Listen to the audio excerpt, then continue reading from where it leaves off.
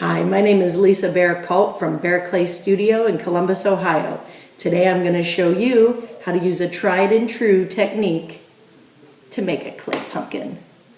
For the project today, I'm going to use a wooden rib, a serrated metal rib for scoring, but you can use a fork or anything for scoring, a tool with a flat blade like one of these guys or an X-Acto knife, that's to carve the face, a sponge if you like smoothness, and then here is the main ingredient, clay. First thing I do is I get some clay, and I usually get about a handful like this. I'm going to tear it in half so I have two approximately equal parts. I'm going to roll a couple of little clay balls that are somewhat the same. Ta-da! Each clay ball is going to become a pinch pot, which when we're working with kids, we love to do this. Give it thumbs up. I'm going to pinch and turn this little bit of clay till it becomes sort of like a little dome. Try to keep it even. Try not to get it too thin. I don't mind thick, but I do mind thin for these. Now, when you're getting close to it being done, take it and tap it on the table so that you have a nice flat surface to attach the other one to. We're gonna make two exactly the same and then put them together. Wait, what's this? Oh, here's some that are already ready. Perfect. They match. Tell your students if as they're working to every now and then check and make sure this is gonna fit. We're going to take these two pinch pots that have similarly sized openings, use this serrated rib, and score them both. I just tell my students to use just a fingerful of water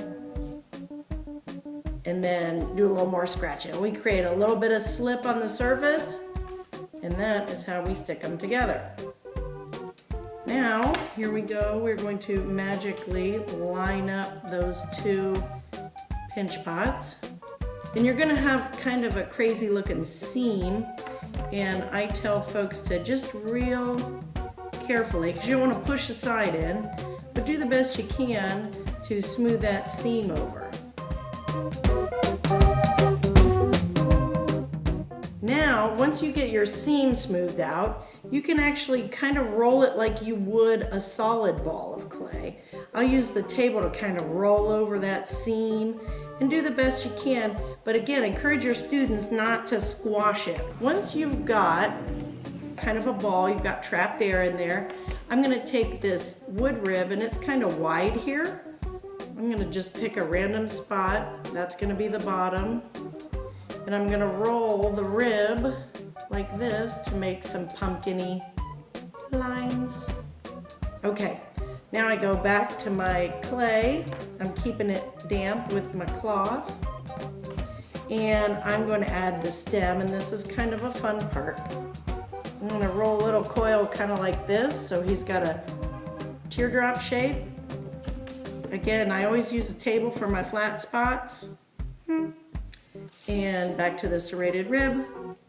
Scratch, scratch. Just one finger full of water on each.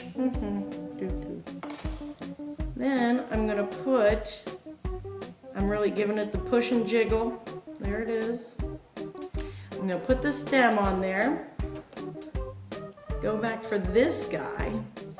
And I'm making just some sort of straight lines. Okay, so once we get the scratch marks in there, I just kind of take this pumpkin stem and I twist it and squash it. Do you see that move? That's a good one. Secret exchange for one that's slightly drier.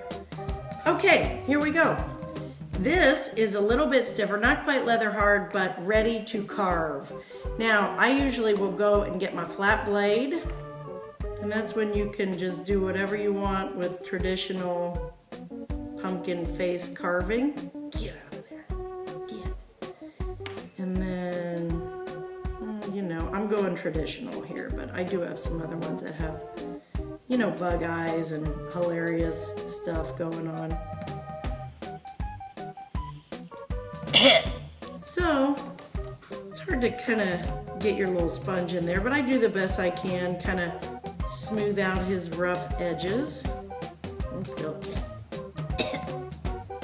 clean his little mouth. There you go, buddy.